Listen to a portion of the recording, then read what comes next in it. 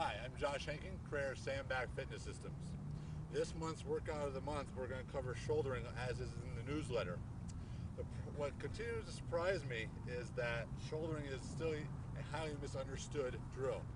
It's funny when you deal with barbells, kettlebells, even bodyweight drills, people are very specific upon technique and positioning during the entire lift. Somehow when it comes to sandbag training, people let that all go out the window. So we have a few considerations to make when we're doing correct shouldering. Why even do it? Shouldering may be the most powerful type of sandbag exercise you can do. Lifting a bag from the ground explosively up to a shoulder is probably more applicable than any other drill you can do with any other implement. For one, it teaches you how to deal with an unpredictable implement. The bag will shift and move as you're lifting it. This becomes increasingly more pronounced as you change the size and load of the bag. A lot of people will find using comparable bags of the same weight but different size, a larger bag is much more difficult to deal with because it's going to move far more on you. So for those of you that are worried about the weight of the bag, it's not much of a concern. I'd rather you deal with a bigger size. You're going to find it more challenging than trying to deal with a heavier weight. Most people, when they try to make a smaller compact sandbag, they make it almost log or rock in nature. There's a little movement, it becomes very stiff. That eliminates one of the primary benefits of sandbag training right there. For all those of you that have purchased other products similar to ours that are log shaped and so forth, you already know this to be true. Okay, so when we're dealing with our sandbag shouldering, we want a bag that's nice and loose. I'll show you two different examples. Here's our large sandbag. Kind of loose, moves around quite a bit. It's approximately 100 pounds right now. Here's our medium bag. Again, loosely packed, can move around, can shift. If I picked it up and it didn't collapse or fall away, we knew it would be too stiff. When I position myself on the bag, I always want to find myself about midway. I don't want to be too far behind. There's too much weight going against me. It's going to pull me forward. I don't want to be too far in front. Obviously, I'm not going to be able to pull that weight trailing against me. Dead center allows me to distribute the weight equally and extend my hips and complete the movement by pulling through and getting the bag onto my shoulder. Secondly, even though rounding is something that occurs in sandbag training, when you're first starting to do shouldering, you want to lift with a straight back. Obviously, it's not a completely straight back. It's arched as if you were to deadlift, swing, or do any other type of movement pulling weight from the ground. So when I set up, I'm right over the top. Now from here, you can see I'm not squatting the weight. I don't want to be here. I can't get my hips into the movement. The challenge for a lot of people is when the bag is low to the ground, because it's not elevated like a bar or even like a kettlebell handle, I must get lower to the ground. If you do not have this type of flexibility, simply elevate the bag on a platform of some sort. So you can do a shorter range of motion until you're able to go from the ground competently up to your shoulder. By competently, I mean you're not feeling any stress in the low back, you're primarily getting to the hips and torso. From here, I can feel my weight on my heels. So if anything, I'm going to fall backwards. Okay, so I want to feel midfoot, heel.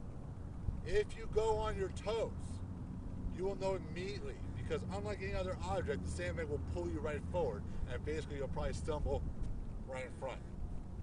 So it's critical that you have proper body alignment and positioning before you start shouldering. If I turn the bag this way, another mistake people make is they want to start pulling with the arms to initiate the movement.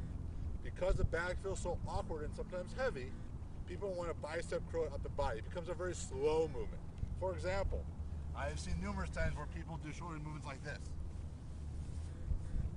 Yes, that is completing the bag up to the shoulder, but not with the intention that we have for the drill. So we want to make this very explosive and dynamic. I'm over the middle of the bag, butt back. I clench onto the bag when my arms are straight. By keeping my arms straight, I'm forced to use the hips to lift the bag. Down, power up. I'll turn. Down, power up. Now the return down is almost as important. A lot of people I too see throwing bags very forcibly on the ground. Really, you shouldn't be throwing sandbags unless you have a surface that you plan to throw them on, i.e. grass or a mat Even then, I don't recommend slamming them. I don't care what type of bag you have, it just decreases the lifespan of the bag. If you were to miss the lift, it's okay to drop the bag down. But you see how you didn't throw it with full force. That puts a lot of pressure on the bag. To release the bag down, I have to push my hips back first. So after I've shouldered the bag, I pop my hips back. I can either drop it to the ground or bring it down in the hang position and go right back with it, which becomes a little more cardiovascular demanding. Pulling it off the ground every time, I have to fight inertia, which builds more strength and power, but will fatigue you more quickly. So depending upon your goal with the shouldering movement, if you're trying to do more endurance training, you may want to go from the hang position. So it'll look more like this.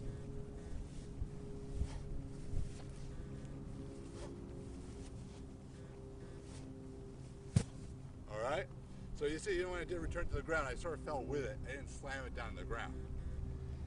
If we go to our larger bag, you'll see that everything sort of changes because the dimensions are so much greater. Yes, it's significantly heavier, but also look at the length difference I'm dealing with. Now, when people go up in weight, it's very important that you really end with clenched glutes and a tall chest. It's very easy because unlike most implements, the weight is resting against you on one side, so it's going to want to pull you down. You want to maintain alignment. This is where all that core and lower body work comes into play so drastically. So, a lot of times too, the bigger bad people don't finish the movement. They get stuck, like I did over there, sort of weasel its way up there. That's not our intention with the drill, unless we're positioning it for something else. For shouldering, I'm going to get underneath, arms straight, power up to my shoulder. See how everything's in alignment. I'm tall, I'm balanced. Now, I can do a little hip shift, but if I do that, I have to clench my butt cheeks, I have to push my heel to the ground, I have to have my abs braced. Come back down, extend. See, one fluid movement. Back down, extend. Once you're done, feel free to lay the bag down.